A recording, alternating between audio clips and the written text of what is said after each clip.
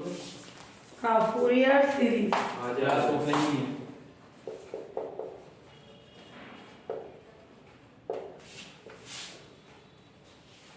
यानी फूरियर श्रेणी।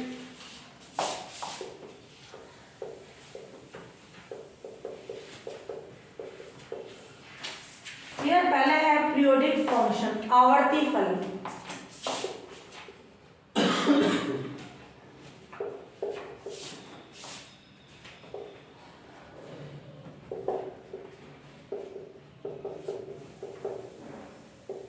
क्या होगा, किसी फंक्शन पे कोई वैल्यू ऐड करा, वापस वही फंक्शन आ जाए तो वो क्या कहलाता है, पीरियोडिक फंक्शन, आवर्ती फलन।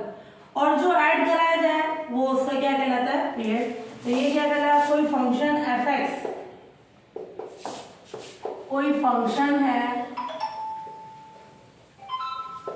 एफ, आवर्ती फलन कहलाता है, यानी पीरियोडिक फंक्शन कहलाता है।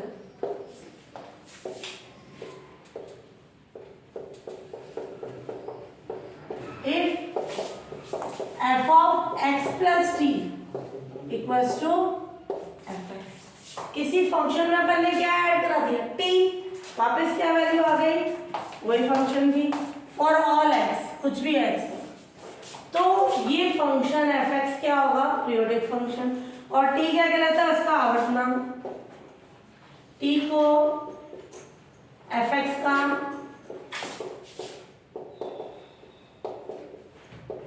आवर्तनांक यानी पीरियड कहते हैं।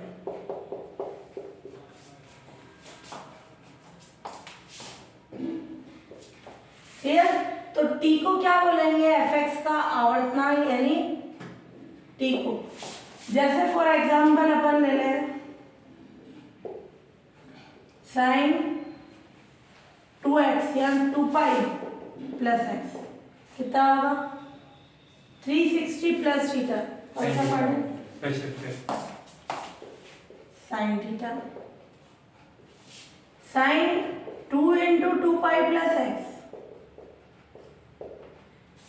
साइन दो बार रोटेशन हो गया, sine x. Sine 3 into 2 pi plus x, sine x. तो किसी फंक्शन के एक से ज्यादा पीरियड हो सकते हैं। यहाँ उसका आवर्तनांक कौन है, 2 पाई, 4 पाई, 6 पाई, ये सारे ही क्या है, उसके आवर्तनांक। तो साइन एक्स के एफ कौन हो गया, साइन एक्स, उसके आवर्तनांक क्या हो गया,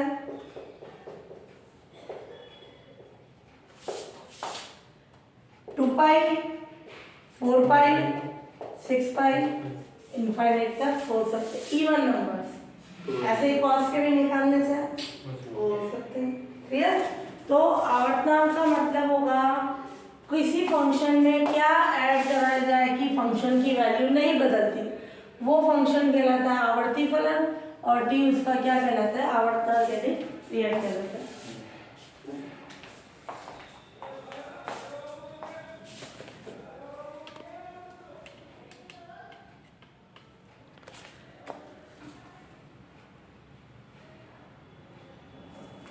कांस्टेंट फंक्शन fx क्या हो, कांस्टेंट। कांस्टेंट फंक्शन का हमेशा आवर्तनांक होगा, उसमें कुछ भी ऐड करा दो, मैं पाई ऐड कर रहा हूँ, 2 पाई ऐड कर रहा हूँ, कुछ भी ऐड करा दो। तो ये अपन ने ले लिया f of x plus T, क्या रहेगा, fx यानी k ही रहेगा, उसमें कोई चेंज होगा नहीं। तो कांस्टेंट फंक्शन का हमेशा आवर्तनांक एग्जिस्ट होता है, जरूरी नहीं सारे फंक्शन का हो। क्लियर, कांस्टेंट का होगा। तो ये कांस्टेंट फंक्शन का जो अचर फलन है का आवर्तनांक ऑलवेज एग्जिस्ट होता है, हमेशा विद्यमान हो, वो कुछ भी मान सकते हो तुम। क्लियर। अब है तुम्हारे properties of definite integral. Clear. कुछ फॉर्मूले हैं जो अपन ने निश्चित समाकलन के पढ़े हैं, उनका डायरेक्ट यूज इसमें करेंगे ना। इसकी प्रॉपर्टीज है,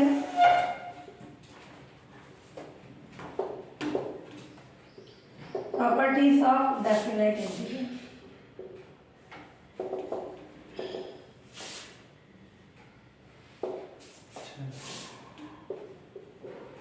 निश्चित समाकल के प्रॉब्लम, उसकी प्रॉपर्टी क्या होगी? First P1 A to B fx dx। अगर किसी फंक्शन की लिमिट a से b है, उसको लिमिट वही रखें, वेरिएबल चेंज कराया जाए तो उसकी वैल्यू में कोई चेंज नहीं होता। लिमिट वही है, क्या चेंज कर दिया अपन ने? Variable. a to b limit a to b fx dx है तो क्या लें? ft dt की कंडीशन। p2 फिर है p2 a to b fx dx। अगर किसी इंटीग्रेशन की लिमिट a to b है, fx dx है, ये कहलाती है उसकी लोअर लिमिट, ये अपर लिमिट। निम्न सीमा, ऊपरी सीमा। जब लोअर और अपर लिमिट को आपस में बदला जाए तो ये माइनस आ जाता है और fx ठीक है। तो अगर किसी इंटीग्रेशन में लिमिट को इंटरचेंज करें, बदल दें, तो उसकी वैल्यू क्या आ जाती है? इंटीग्रेशन की वैल्यू, वैल्यू का मतलब उसका न्यूमेरिकल वैल्यू, जो संख्यात्मक मान है वो नेगेटिव में चेंज हो जाएगा। ये हो गया P2।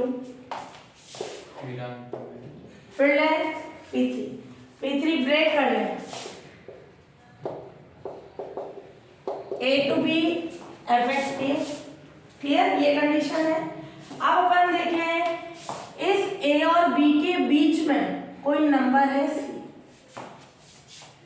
A और B के बीच में। क्लियर? तो इस लिमिट को अपन ब्रेक कर सकते हैं A से C में fx dx, C से B में fx dx।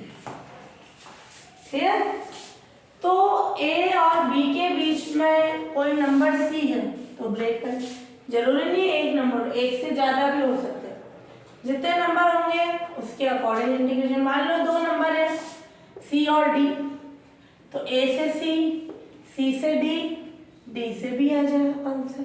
जैसे ब्रेक हो रहा है उसके अकॉर्डिंग लिमिट की कंडीशन आ जाती है। P4 0 to A fx dx, 0 to A f of a minus x dx। ये इंटीग्रेशन सेम होता है, ध्यान से देखना। लोअर लिमिट है 0, अपर लिमिट है a fx dx। इसकी वैल्यू क्या होगी? 0 to A, इस x की जगह क्या आ जाएगा? a minus x। Upper limit, उसमें से अपन ने x लेस करा दी। क्लियर? ये और ये इंटीग्रेशन सेम आएगा। इन जनरल इस तरह की क्वेश्चन जो कंडीशन है लॉग के लिए सॉल्व करने में काम में लेते हैं, ये वाली प्रॉपर्टी। क्लियर? उसके इंटीग्रेशन के लिए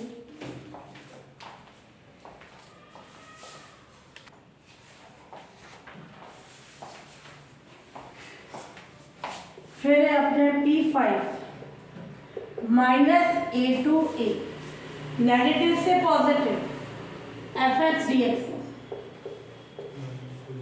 नेगेटिव से पॉजिटिव है fx dx को, तो उसकी वैल्यू क्या हो जाती है? 0 if f of minus x equals to minus f x. इसको बोलते हैं ऑड फंक्शन यानी विषम फलन।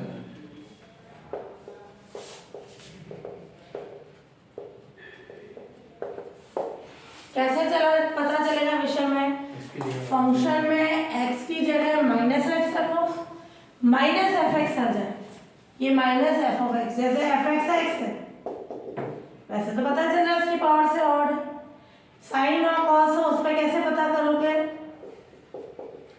x की जगह माइनस एक्स रखो, माइनस साइन एक्स, क्लियर। तो क्या आ गया ये विषमफल माइनस एफ ऑफ एक्स।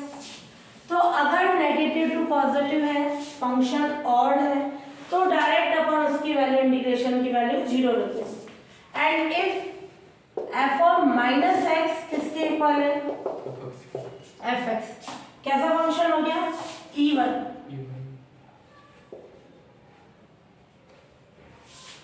यानी समफल।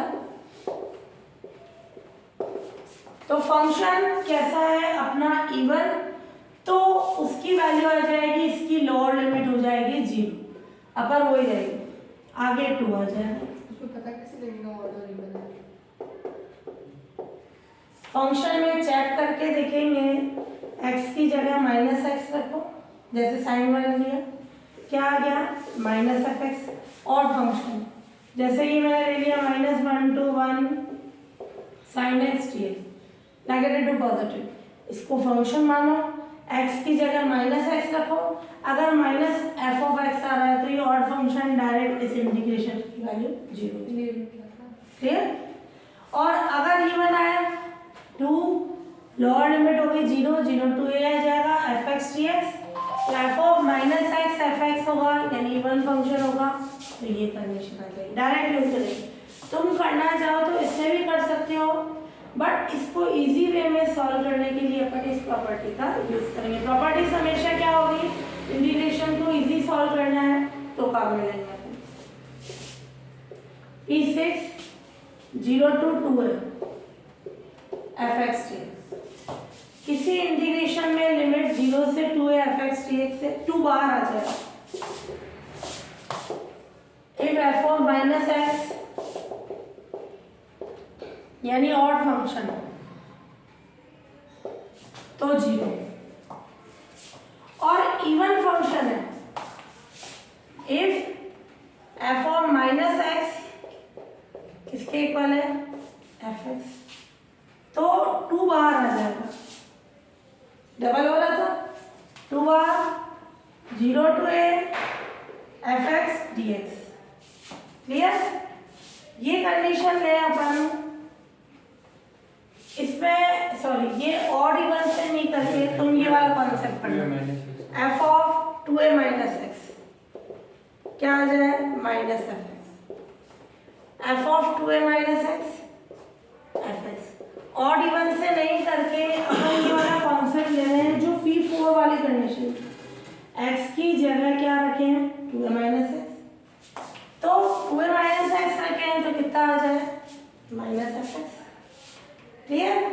माइनस एफ एक्स किससे आता है, ऑड में,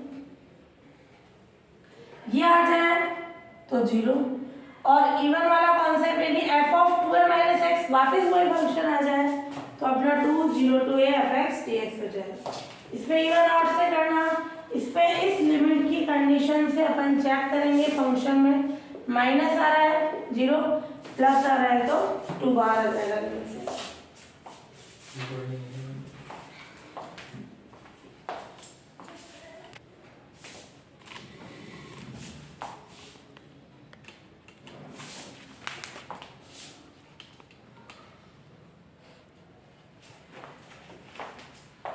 सम इम्पॉर्टेंट इंटीजर्स I1, C कोई कांस्टेंट है, कुछ भी हो सकता है, पाई लो 0 लो किसी भी फॉर्म में, C से C + 2 पाई कोई इंटीग्रेशन, और cos nx आ रहा है तो उसकी डायरेक्ट वैल्यू क्या रखेंगे 0, क्लियर। डायरेक्ट सॉल्व करके देखना वो वैल्यू क्या आ जाएगी 0 की फॉर्म, या मैंने C माइनस पाई रखी है, माइनस पाई से क्या हो जाएगी पाई तक, क्लियर।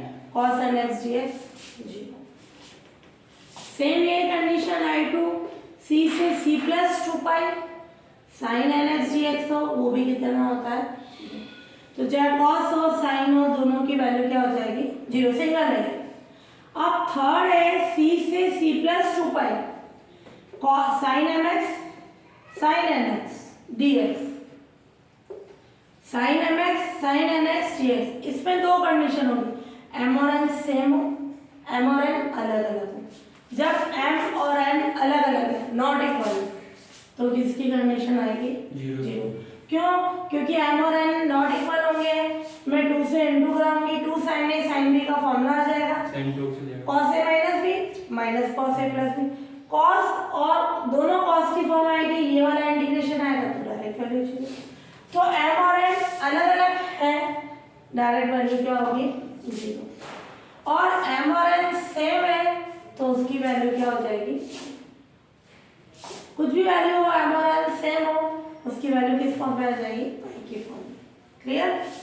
फिर क्यों होगी, जैसे मान लो m और n सेम है, sin स्क्वायर x हो गया, m और n मान ले लिया, sin स्क्वायर x का मतलब 1 माइनस cos 2x अपॉन 2, ये 1 अपॉन 2, इसका तो इस प्रॉपर्टी से इंटीग्रेशन 0, फिर इस पे रखोगे लिमिट तो क्या आ जाएगा, पाई तो आएगा। इस पे रखोगे 1 अपॉन 2 का इंटीग्रेशन करोगे तो क्या आएगा, x अपॉन 2, x अपॉन 2 में लिमिट रखो c plus 2 pi minus c तो पाई बच जाएगा। फिर ले c से c plus 2 cos m cos nx, m और n नॉट इक्वल है 0, ये वाला तो कॉन्सेप्ट इन दोनों में सेम।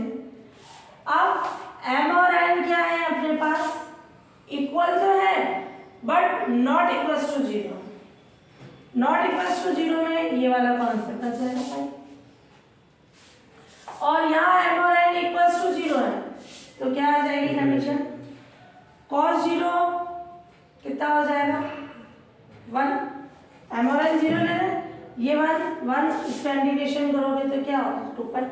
इस पे बताना चाहो ये नॉट इक्वल्स टू 0, m और n इक्वल्स टू 0 है तो क्या आ जाएगी वैल्यू, sin 0 क्या होगा 0, उसका इंटीग्रेशन करोगे तो कितना आएगा 0 ही आएगा। 0 dx होता है तो कांस्टेंट आता है, क्लियर? बट जब इस पे लिमिट लगी हुई होती है कि लिमिट है अपने पास मान लो पाई ए सी से c प्लस 2, ये कांस्टेंट के लिए, कांस्टेंट पे लिमिट का कोई इफेक्ट होगा के ही रहेगा, लोअर लिमिट का होगा के, कैसी वैल्यू है 0। तो अगर उसमें लिमिट नहीं लगी हुई है तो कांस्टेंट, लिमिट लगी हुई है तो 0। क्लियर? तो यहाँ अपन क्या कॉन्सेप्ट ले लें, ये क्या होगा m और n इक्वल है 0 के, वैल्यू क्या आ जाएगी 0। फिर ले अपन cos और sin अलग अलग, दोनों में क्या कंडीशन सेम है, ये और ये वाला सेम है, ये 0 होने पर sin 0 0 होता है बट ये 1 होता है तो इसके कारण ये 2 पाई हो जाएगा, ये डिफरेंट हो गया ना। फिर है I5 c से c plus 2 cos mx sin nx dx, cos और sin का कॉन्सेप्ट बोला। अब इसमें भी क्या कंडीशन लेना है, ये वैल्यू क्या हो जाएगी cos और इसके कारण 0 की फॉर्म में, m और n सेम है डिफरेंट है किसी भी फॉर्म में तो ये वैल्यू क्या हो जाएगी 0। एक cos है एक sin है तो कौन सा फॉर्मूला लगेगा 2 cos a sin b का क्या होता है sin a plus b minus sin a minus b, ये वाली फॉर्म्स आ जाएगी 0 हो जाएगा। फिर I6 c से c plus 2 pi sine square mx dx, ये वाला तो कॉन्सेप्ट अपना यही हो गया, m और n सेम, ये वाला क्या है ये पाई की फॉर्म, ये वाला m और n सेम है इसमें भी वही है पाई की फॉर्म में, बट अपन ने बता दिया m और n नॉट इक्वल्स टू 0, ये वाला ही तो कॉन्सेप्ट है। 6 और 7 वाला तो यही केस आ गया 3 और 4 में। फिर इंटीग्रेशन है e की power ax sin bx dx, क्या होगा e की power ax upon a square plus b square और a sin bx minus b cos bx plus c, sine का इंटीग्रेशन नेगेटिव होता है तो इसलिए यहाँ क्या आ जाएगा माइनस, और e की power ax cos bx dx है e की power ax upon a square plus b square, cos आ रहा है a cos bx, cos का इंटीग्रेशन पॉजिटिव होता है तो यहाँ प्लस आ जाएगा। क्लियर? ये हो गया अपने इम्पोर्टेंट इंटीग्रल, इनसे अपन डायरेक्ट क्वेश्चन सॉल्व करेंगे।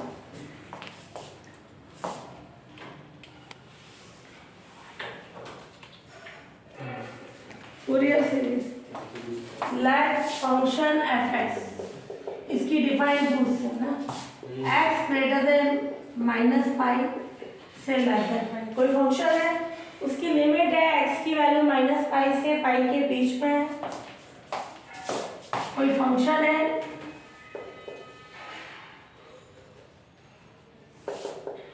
जिसका आवर्तन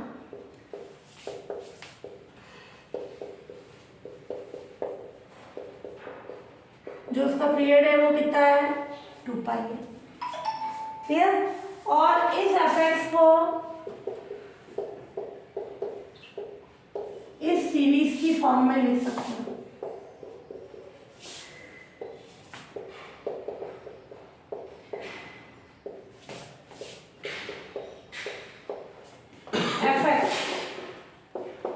A0 and 1 to infinity. Clear? An cos nx plus bn sin nx। ध्यान से देखना fx क्या होगा A0 plus summation n 1 to infinity an cos nx plus bn sin nx। तो सीरीज फर्स्ट को अपन क्या बोलते हैं फूरियर सीरीज। सीरीज फर्स्ट को fx की फूरियर सीरीज कहते हैं। यहाँ a0 an bn क्या है constant. Clear? where a0 an and bn are constant.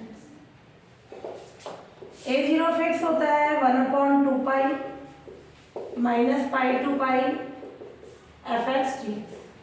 Clear? हमेशा फिक्स होगी कंडीशन। अपॉन में क्या आएगा 2 पाई 1/2 पाई। अपन ने ये बोला था किसमें है ये x greater than -pi less than pi, इस पे डिफाइन होगा परिभाषित होगा। जिस पे फंक्शन डिफाइन होता है परिभाषित होता है वो उसकी लिमिट आ जाएगी। a0 1/2 pi -pi to pi fx dx। ये an 1 पाई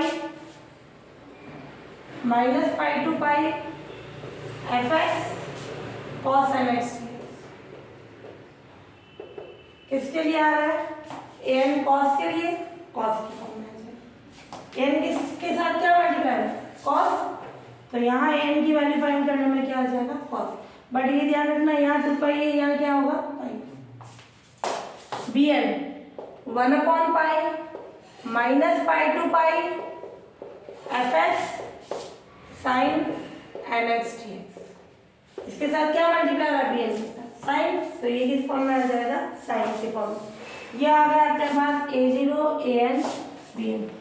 ये कहलाते हैं आपके पास फूरियर कांस्टेंट या फूरियर कोएफिशिएंट्स कहलाते हैं। इनको तुम बोल सकते हो यूलर फॉर्मूला। शॉर्ट क्वेश्चन में पूछता है फूरियर सीरीज के लिए यूलर फॉर्मूला लिखो, ये आ जाएगा। क्लियर? और इनको के अपन क्या बोलेंगे Fourier coefficients called Fourier coefficients.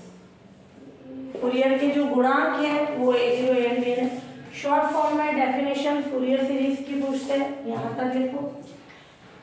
Euler formula पूछते हैं फूरियर सीरीज में, ये तीनों बता दो। यहाँ यूं भी पूछ सकते हैं फूरियर कोएफिशिएंट्स लिखो फूरियर सीरीज में, ये a0 an bn की वैल्यू आ जाएगी। क्लियर?